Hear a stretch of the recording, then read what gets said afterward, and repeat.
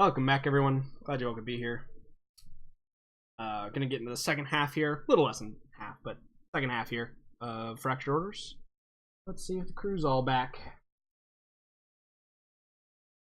Go read Warbreaker. All right.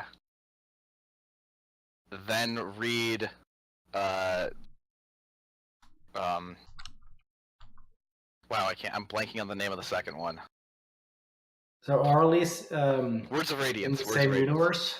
Yes. So like every single adult novel that Sanderson has done, with a few exceptions, takes place in a shared universe called the Cosmere.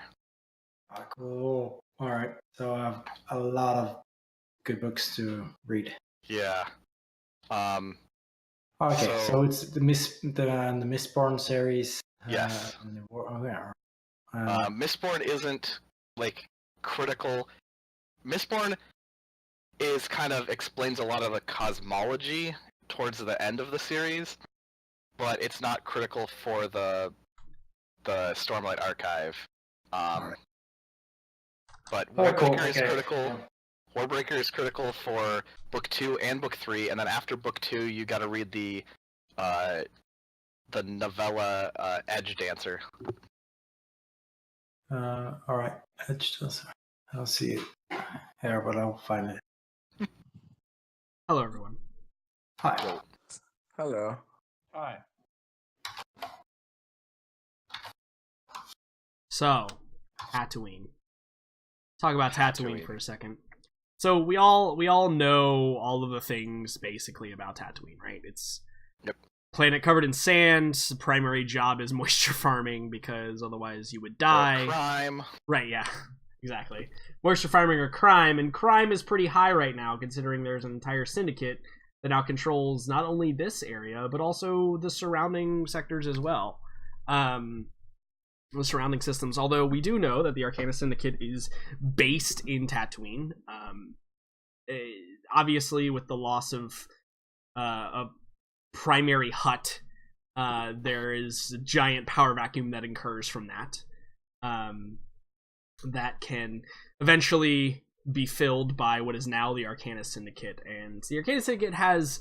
Jax is aware of most of this, but they have a lot of dealings. They're not the good guys, but they're far better than Hut rule, probably. Most would say.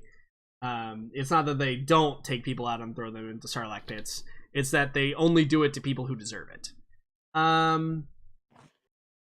So, with that being said, there is a lot of not improvements that have happened on Tatooine. It looks very much the same as it did 500 years in the past, where it's largely undeveloped, largely uninhabited. Most of the surface area obviously is more consistent of sand seas as opposed to civilization. So it's probably a bit of a jump from where we've been as a crew before. We've remained mostly in habitated areas, mostly core worlds or mid-rim worlds that have a sense of civilian oversight. Here, it's a bit different. There's a far greater variety of aliens, first of all, that exist on Tatooine. While there is a majority of humans, as there are in anywhere you go in Star Wars, there is definitely potential to see some very weird, very strange things on Tatooine. And when you all arrive in the system and you begin making your way into orbit... I would like to, before we do anything about landing or anything like that, I'd like to potentially spend a destiny point. You can tell me if you think it's necessary. Okay. I would like to reach out to Arcanus to, first of all, inform them of my presence, inform them that I'm here to meet with Mai, and also inform them that I'm with a crew who'd like to participate in the Great Crate Dragon Hunt, and ask to see if we can get a birthing that would be I'm assuming it's pretty like Tatooine is still pretty criminal, but there are certain berths or spaceports that are like that's Arcanis' spaceport. You don't do dodgy shit there because it's Arcanis' spaceport. Yeah, I think that because of the control that Arcanis has, any spaceport you go to on Tatooine will have that kind of sense. It's not don't do dodgy shit. It's that if you're gonna do dodgy shit, make sure Arcanis is aware of it and okay with it first. Otherwise, you're gonna have some problems. All right. Well then, especially if it's cutting into their territory, right? Yeah. So basically, I just want them to know I'm there, know my intentions, and ask for their I guess their protection in a way. Okay. Yeah, I think that messaging them and letting them know you're here is fine. I think that if you want to have some pull, spending a destiny point is appropriate here. Cool. Yeah, let's do it. Yeah, so why don't you click the spend destiny point. Move one over to the dock side. So yeah, I think that you get a communicate. You get a communicate back that essentially says, it's kind of it's a bit generic in the sense that it's like, welcome, we're glad you are interested in participating in the Great Crate Dragon Hunt, number 253 or whatever number it is. Please submit your entrance forms at one of these locations. And then when it says one of these locations, one location you get is obviously Mos Eisley, still being the capital, one of the most important quote-unquote cities. I'm putting that in very big air quotes. One of the most important cities on Tatooine. And I think that as like a PS or a side note, you get a more personalized message. And it's from an individual, and you can decide whether or not you know who this is. You totally can or can't. It's up to you, Jax. But an individual by the name of... Oh, did I not write his name down? Am I an idiot? Hold on. Corla's Bib. Corla's Bib. And even if you don't know this individual, you do know that Corla's Bib is an Arcanis Syndicate asset. He is a Hutt, and he lives in Mos Eisley, and he's generally in charge of their above-board criminal activities. I know that sounds weird to say, but yeah, things like the Great Crate Dragon Hunt. Yeah, I don't think Jax would have had much interaction with him. Probably not. You would know who he is. He would, if we were using military ranks, he's probably a lieutenant. Jax would know more than the average person, but not much more than that. Yeah, and so Corla's Bib stays in Mos Eisley, and the personalized message you get is probably from him, and it says, meet me at the Hunter's Lodge so we can discuss terms. And it probably says it's good to see you trying to make your way back into the fold. And then it's signed Corla's Bib at the end of the communique. Cool. So I would... And where's the Hunter's Lodge? Is that in Mos Eisley? Yes. Yep. All right. So I'd recommend to Dash that we park in Mos Eisley, and then I'd also shoot a message to Mai letting her know I've arrived. Okay. Cool. So Dash, you bring the ship into Mos Eisley, and Tatooine, again, as we've seen it, is covered in sand. It's coarse and it gets everywhere.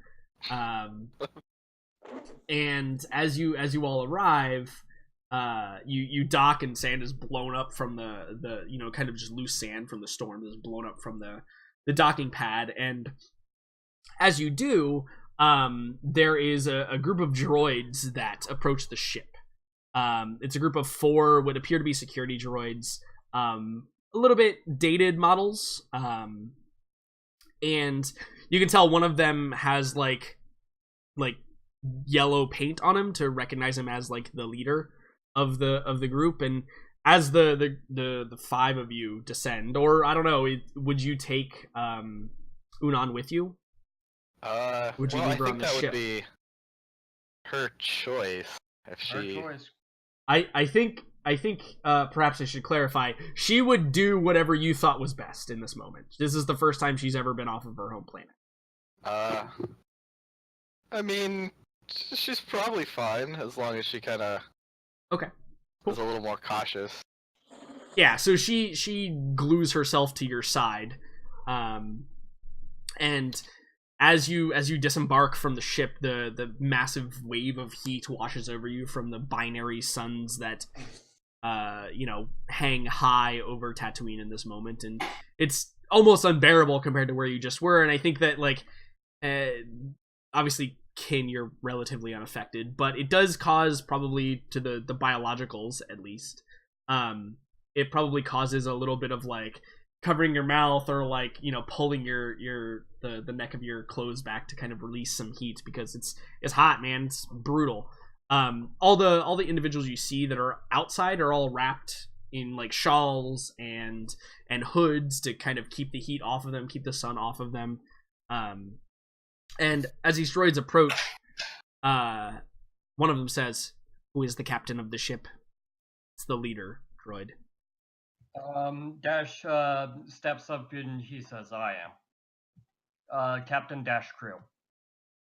Very well. Are you carrying anything illegal, or anything that we should be aware of?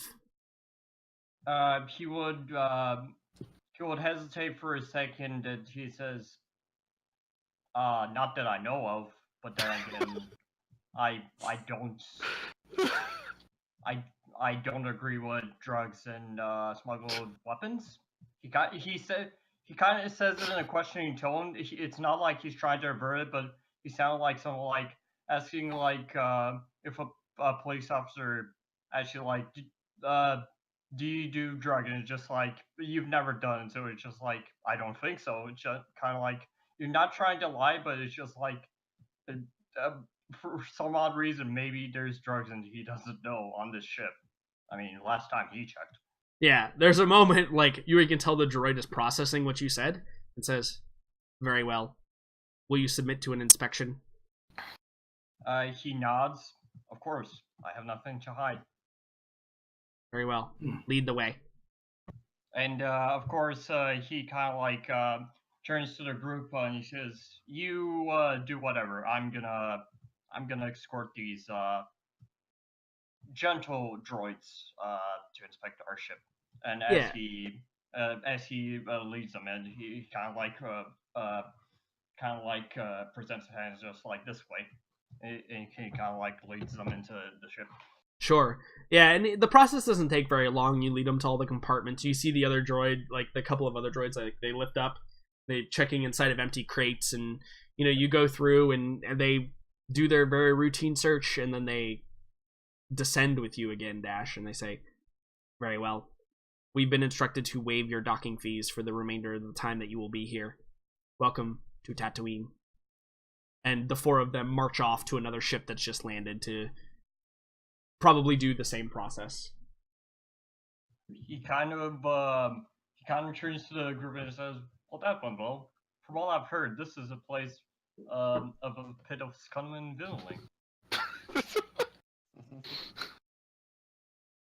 Yeah, and so as you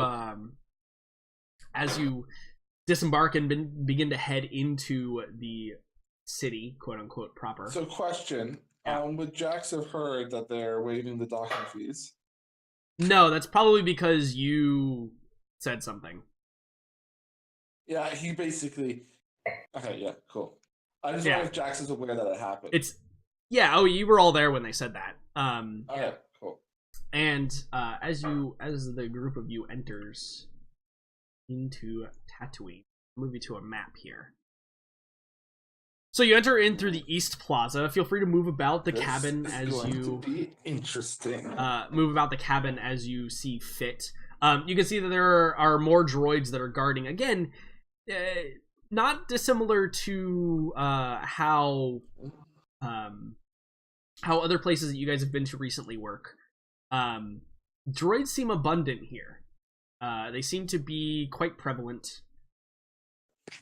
And I think probably the difference between these droids and others is all of them appear to be security, monitoring certain things, that kind of stuff. So Jax, I don't know if you've been to this specific place before, but you know that there is, there's an outpost center, like an information center that's like right here. Hey, give me a second. All right, ping that again. Oh, right, you can't see. Right here. Okay, cool. No, I've kind of got it working. I follow Jax. I can't move my person. Is it my screen or? Oh, you were moving him just a second ago. Okay, there you go. Yeah, it's probably a wall. So there's this catwalk. That's what this is above you. That kind of laces through all of the different maps. And you know that the Hunter's Lodge is actually right here. All right. So, based off the message that Jax received, do you think it would have implied that Jax should come, or would the implication have been to come alone or to come with his crew? I don't think that would have been specified, but you could go meet alone or not. As you enter into the outpost center, you can see there are a couple of individuals who are armed. Obviously, they are very clearly Arcana Syndicate mercenaries. They kind of look at you, and they look up, and they address you, and they say, "How may we be of assistance?" And Jax just nodded them to say, "Just passing through." They give you a nod, and you can tell the two guys that are standing behind the desk, with their weapons kind of slung around the front of them. They just eye you warily as you pass through.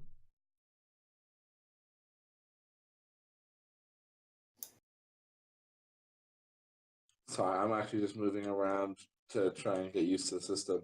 I would tell everyone there's a hut in charge of I believe he's in charge of the Crate Dragon hut, who wants me to meet. If anyone wants to come, he should be in here. I'm guessing that Mouse will have a problem with that. Mouse probably just goes, a hut? And I just turned him out and say, "Trust me, I'm not happy about it either." But you can't judge a whole race by them, I guess. Oh no, I most certainly can. Was a Hut Jedi? So as you enter into the Hunter's Lodge, you can see it's connected to the cantina via this small staircase here. And you can see there are a couple individuals here. Now, I've aura'd them for you, simply to show you that they're there. And that they may be important. And it's probably important to describe them, too, because as you all enter, there's the scene of, as you enter any Old West saloon ever, everything kind of dies down a little bit, and everybody just kind of looks at you as the five of you enter into the room. The important individuals here are going to be in three. First ones that you see are the two large Gamorreans that are seated at this round table here. All Gamorreans look alike, but these two more so than, I think, usual. You can tell that they are probably of kin. They have their very large axes that are kind of just like lying on the table or leaned up against the table.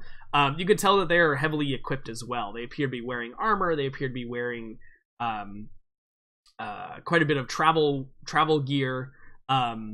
They look dangerous, certainly, as all Gamorreans do in general, but they look particularly dangerous.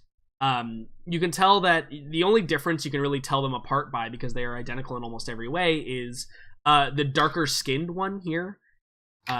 Obviously his skin is slightly darker, but he wears he has this necklace of various teeth, claws, and scales kind of around his neck, and it's massive. It looks heavy. But he kind of looks at you and he grunts. And your translators work here for Gamorrean, those of you that have them. If not, Kin could at least translate for you. And he's just like fresh meat. To his probably sibling sitting next to him. The other individuals in here, this individual right here, appears to have something laid out on the bar, is sitting at the bar and has something mechanical laid out at the bar. It looks like it may be maybe like a droid arm, but it has like a bladed attachment to it. Like it doesn't have a hand, it's just got like a bladed attachment to it, and it appears to be like tinkering with it. And he's got like this like kind of weird headpiece monocle thing that comes down and like zooms in and out as he's kind of playing with it. But as he looks at you, the monocle thing like kind of telescopes in and raises it and like flips upward, and you can see that his eye is very clearly a cybernetic eye that was underneath the monocle. Cyber. And you can tell as well, he's got kind of like these scars all over his face and his body. He looks pretty rough and tumble, but physically he doesn't look that imposing. He is armed with a simple blaster at his hip, and has a large bag. Hey, In fact, it's probably like a rucksack, right? That's kind of almost as tall as he is seated. That's kind of propped up next to him. The third individual that is of note is this individual here, who's a Rhodian, who appears to has this very wide brim hat, has this long rifle kind of strapped across his back, with a very intricate like scope. You can tell immediately, Jax, just by looking at it, that it's all custom made. Probably even the blaster rifle itself. And he is just kind of like, he's got a drink in his hand. It's this like kind of teal color, and is kind of swilling it around. And as he kind of like looks up at you, you can see he's got like because he's a cowboy, he's got like a piece of straw in his mouth, right? That's kind of sticking out, and he kind of like takes like a small sip of the drink. That is probably slightly steaming, even in the hot, arid air that you're in. It's probably like got a slight steam coming up off of it. And I think that without any provocation, the three of you recognize immediately that these individuals are probably big game hunters. Be they together, separate, whatever. The rest of the cantina is filled with a couple of other patrons. You can see another person who looks like maybe a first-time big game hunter over here. There's a couple at the bar having drinks together. There's a woman kind of lounging on the couch. There's a barmaid that's kind of running to and fro, collecting things.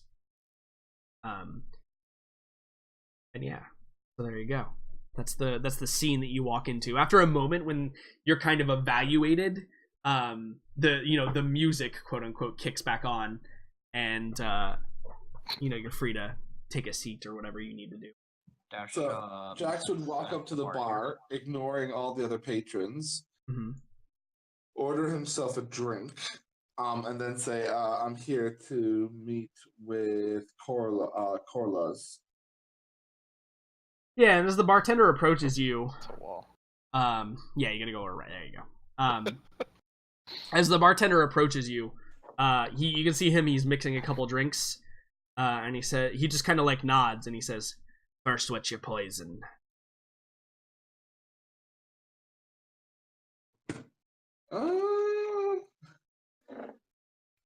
I think Jax would probably just get like a lemon ale.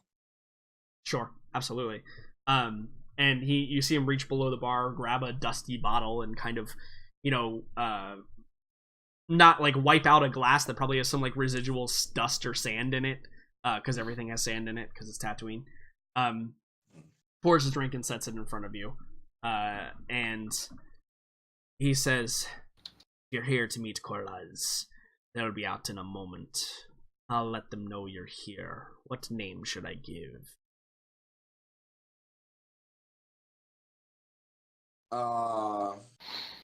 Say Jax is here. All right, Jax.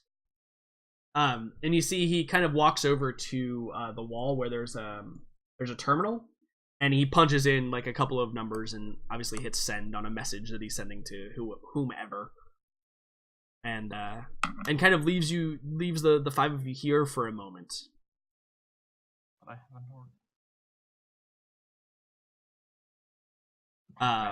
Mouse is particularly interested in what this individual down here is doing, and probably does that thing that Mouse does where she gets too close unnecessarily, and is kind of like leaning over a little bit, And you see the individual kind of like turns his head, and he looks, and he's like, "Can I help you?" And Mouse is just like, "Oh no, I'm just interested in what you're doing. What are you doing?" And he says, "Well, that's none of your business." And I think he probably like grabs his things and scoots down a seat, so that Mouse isn't like immediately on top of him.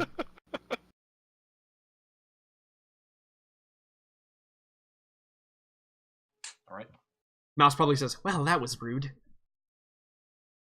So, as Dash waits for the bartender to come back, because first of all, he doesn't think that that pistol he has at his side will be useful. So she's just gonna root for Jax at the sides, but he's just there as a patron. So Yeah, absolutely.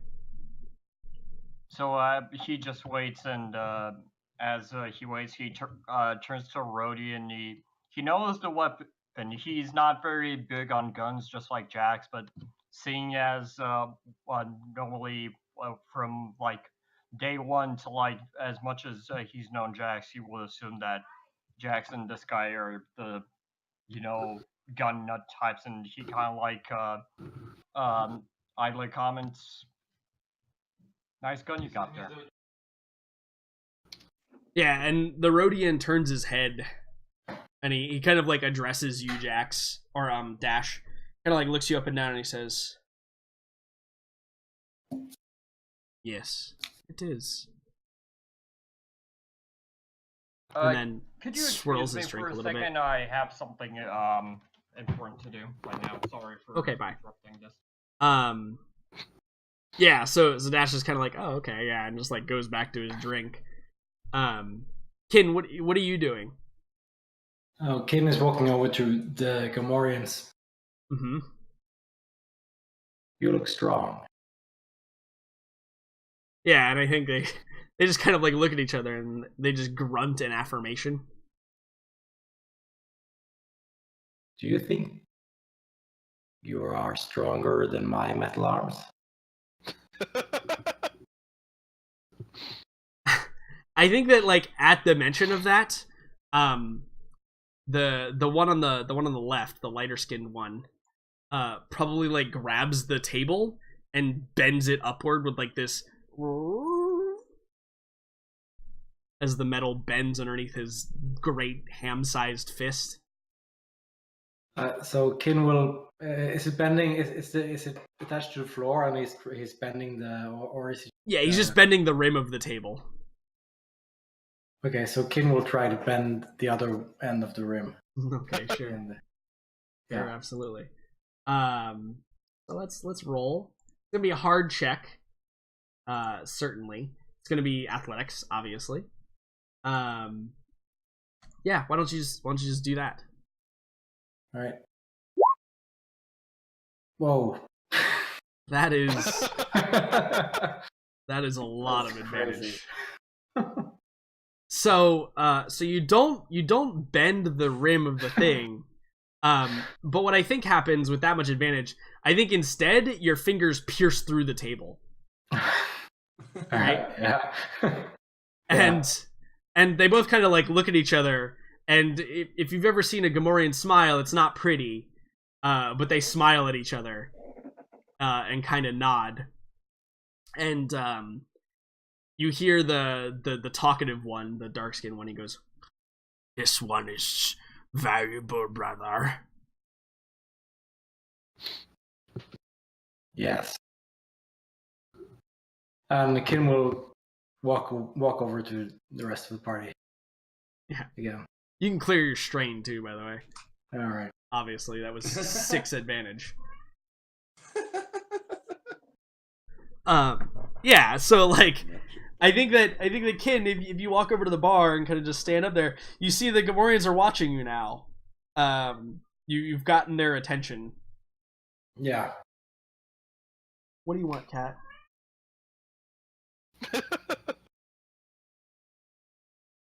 Jack shoots the cat. Being very No, the needy. kitty. Very needy. Aw. So Zian, what about you? What's your evaluation of this particular? I'm going to order some of the nastiest grain whiskey. Like, Oh yeah, it's definitely here. your cat. I don't know what is wrong with her right now. It's definitely here, and you could definitely get a drink. And Zian, for the first time, I think in your experience with this crew, this feels more like home, and that seems weird. Yeah, it does. Hold on, I have to lock my cat in the dryer or something. What? What do you want? Go away.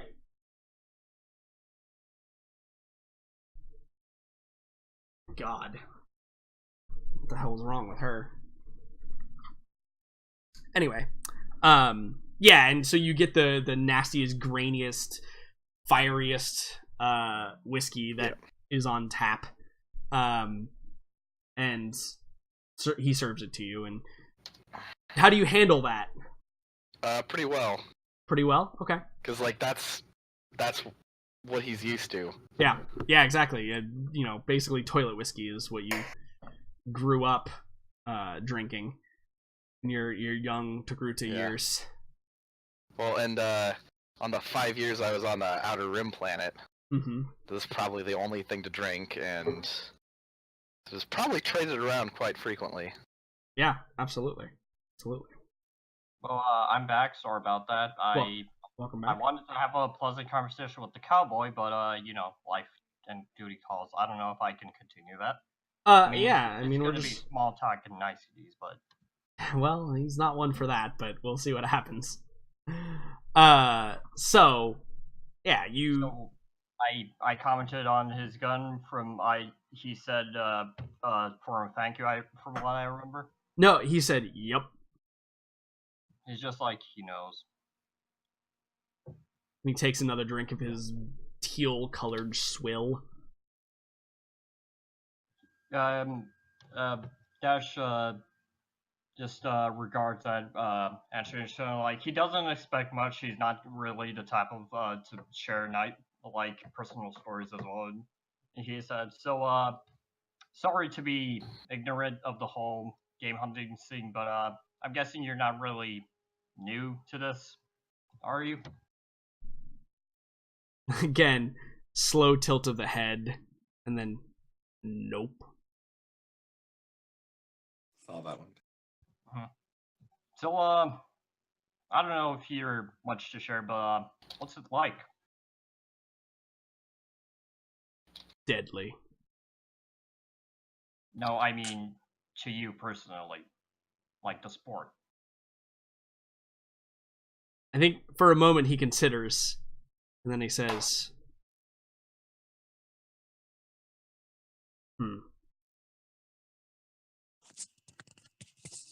successful. All right. You do this for the thrill or for the credits? I think he just points to the back of the bar, and along the wall here, you can see there are like various skulls and various captured, like taxidermied creatures. And below each of them, you can see that there's like a name written on all of them. And as you look at them, you realize it's all the same name. And that name is Larvo Neilnern. And that's his answer to your question. So he nods. Oh, so for the Thane.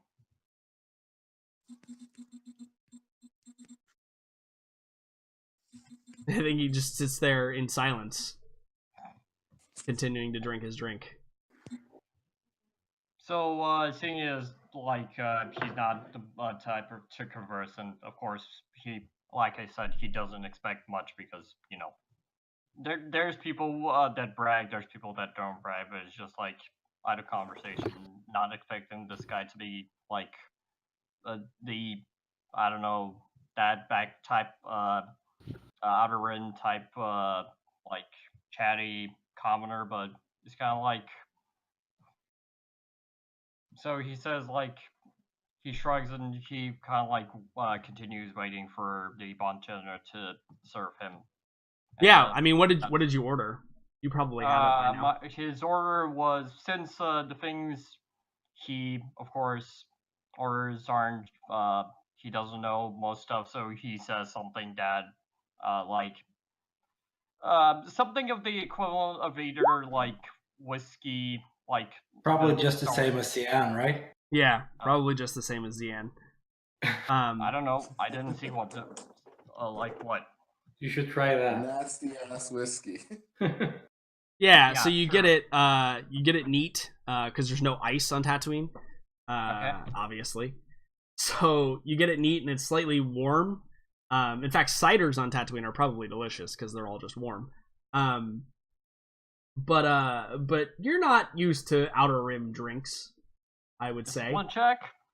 No, this is a resilience check for sure. A resilience check. Yeah, and it's gonna be average, but I'm adding a black dice because of your inability to cope with this or having had this kind of stuff before. Oh, Ron. Oh, jeez. I'm ready. Yeah, whenever you're ready.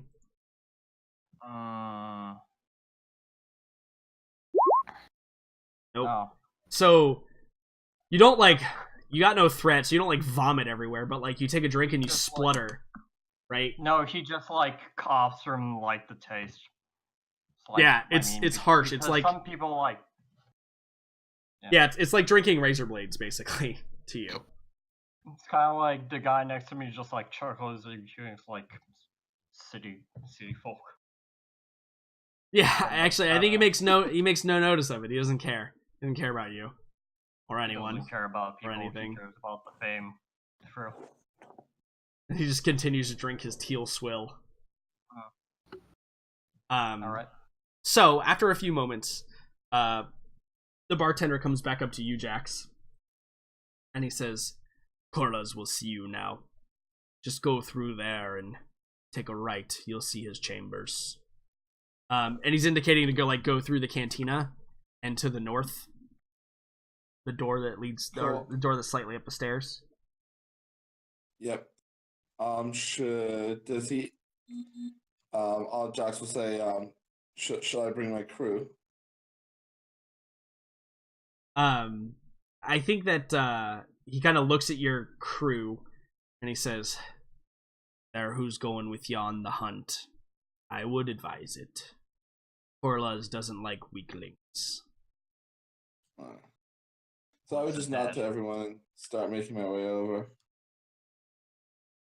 Dash is gonna stay. Yeah, Mouse is not gonna go, but she's gonna come over here just in case. She's more comfortable in this side of the bar, I think. Zian, are you gonna go? Sorry, what? Are you gonna go meet Corlaz? Yeah. The hut? Yeah. Yeah. When you get over here... Yeah, Kim will ask Mouse if she'll be okay. No, see, actually, Dash sees it and he kind of shrugs and he kind of says a passing goodbye to the guy for not he cares and all, but he's just see you. Yeah, I think Mouse probably just nods and she's like, much nicer in this side of the bar. I'll be fine. Yeah, I will go I'm gonna meet go with that. Jax. Right. So, the group of you enter into Corlaz's room. Dash stays because he doesn't know if he can take on something as serious as a crate dragon. He's just gonna be moral support. I don't know if ships are part of the rules, but if they're not, What's on his back? So that's a rifle, man. Sword. Oh. Or yeah, no, actually, his back is a sword. So as you approach Corlaz, you can see that he's armed.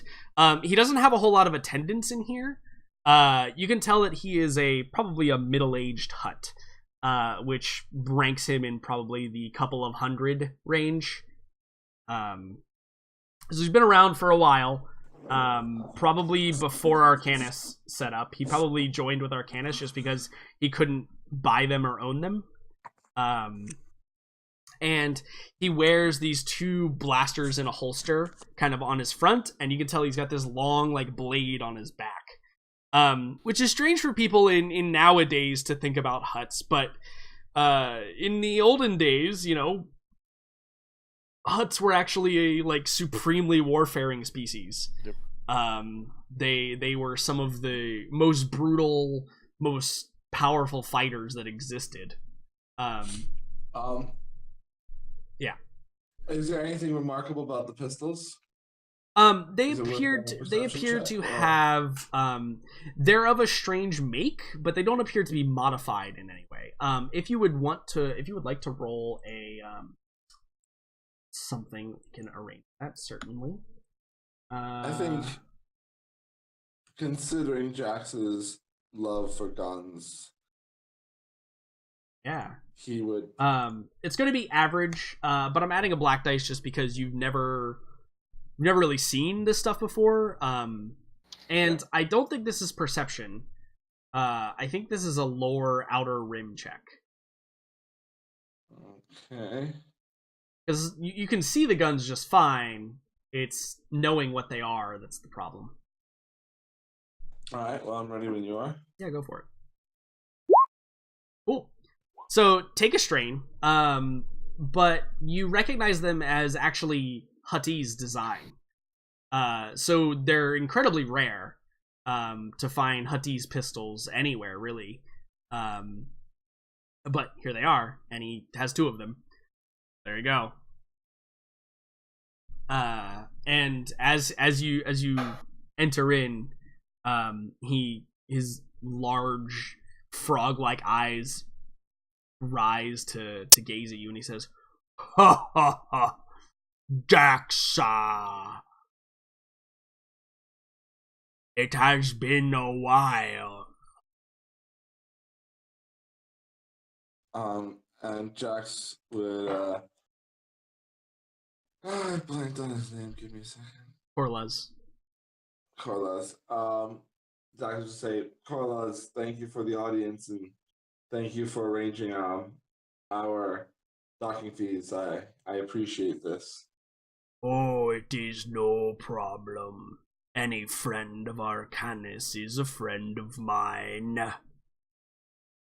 I hear you want to engage in the Great Crate Dragon Hunt. Is this your participating team?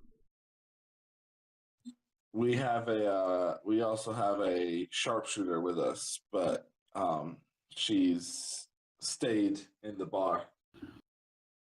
Ho, ho, ho. Oh, yes. Tell me, is she beautiful? Perhaps she did not want to gaze upon me and become enthralled. She's a Deveronian, so if that's your fix. Don't. God damn it. Ha! Corlaz does not discriminate. Love comes in a wide variety of places. Jax just chuckles and goes, I'll make sure to let her know that you inquired about her. Yes, well, I've done what I can for as far as getting you here, but you must understand that I have some reservations about waiving the entry fee for you. It's not that we are not old friends, but Arcanus expects their money, and it is not usually one of their own who joins. Give me one second, I gotta open the door. Okay. Do you step in then, Zian? Yeah, I think I'll try and say, like, well, we still need to get outfitted, so there's a... Did you take a pint glass and cut off the top part? What? This is the most ridiculous glass I've ever seen. Hey, Jax, your mic's still on. Yeah, sorry. Okay. So Jax would say, yeah, is there potentially any service we could offer you, Corlaz, that would act as payment for our fee. Well, you must understand. We have some here who have actually killed a great dragon before. I would be willing to waive the fee if you could prove that you are better than them. But that would be hard, seeing as hunting them outside of the great dragon hunt is illegal. What, perhaps, can you tell me, show me, to prove that you can win? With some assurance, I certainly could look into waiving some fees for such an old, dear friend of mine. Jax would look around and see if there is anything that looked movable and not super valuable. Yeah, I mean, there's like a bunch of like trays and glasses and nothing. Listen, nothing on Tatooine is valuable. Nothing. There's not a single thing except for life that is valuable on Tatooine. So, Jax would, obviously there's no plan here that has been predetermined, but as Jax would do, Jax would try and improvise and hope someone caught his drift. Yeah. So maybe there's like a fruit or something, on a tray or something, and he would point it out to Zian. Yeah. You just gonna point it out, or are you gonna do anything, or? No, I'm just gonna point it out and Just see what point you it out. see if you hit my wavelength. Trying to impress this guy. So I don't want to be like, okay, guys, here's the plan. You know, Would that be a perception check, or?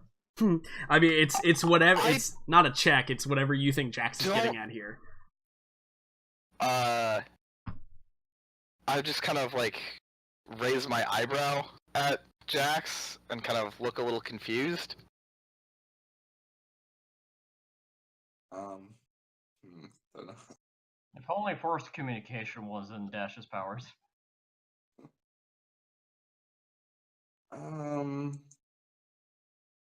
I would turn to Maybe if you like grabbed it and threw it at Zian, you might get a better reaction. So you see, this is the thing, right? Is Zian and Jax are on different wavelengths. Yeah. Because that wouldn't help. That would be and the awkwardness of this current conversation is palpable, I think, in the room, where Corlez is like, he's like looking at the fruit and like looking at Jax, looking at Zian. So so Jax would turn to Corlez and say, a demonstration of prowess, perhaps. I love a show. Make it a good one. And then Jax would turn to Zian and say, I need a target. You need a target. Yeah. What kind of target? What are you talking about? I've previously nodded at the fruits, remember? Come on, work with me a bit here. Kin, are you gonna save them from this? So I mean, Kim will walk over to the hut and say, if I may, and we'll start to lift him. You're gonna try and lift the hut? Oh, no! Yeah. Do it! Okay. Alright, he's pretty taken aback by that, but he's a pretty amicable hut, so I don't think he'll kill you just yet. However, he is a hut, and that's a lot of weight. And I think it's fair you get a free upgrade because there is the potential of something drastically bad happening. And also I'm gonna do this, because there's also the potential of that. And I'm gonna make it hard, or he's a mid-range hut. I'll make it hard. I'll leave it at hard. I'll give you a chance. All right. I'm just gonna roll it. All right. See what happens. Wow. That's not right. So you One arm. yeah. So you reach under his little platform, right? That he's like sitting on. He's actually like laying on like a rug. Oh, that's much smarter than trying to grab it. Yeah. No, I assumed you weren't actually. I assumed you weren't actually gonna grab him. That's an easy way to lose a bunch of arms. So you like grab the side of the rug that he's laying on, and you just like you creak and crank, and we hear like the groaning, and he kind of like looks as he's kind of like just rising a little bit, and he goes, "Oh, ho, ho, ho, ho, ho. Very well, Jax. I accept the droid as payment."